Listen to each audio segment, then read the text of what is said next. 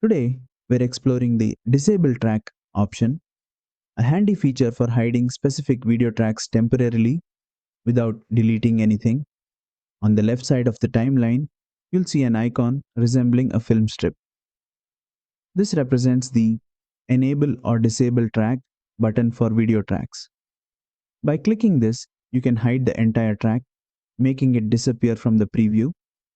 This is particularly useful if you have overlays, graphics, or additional clips you'd like to temporarily hide while focusing on other elements of your edit.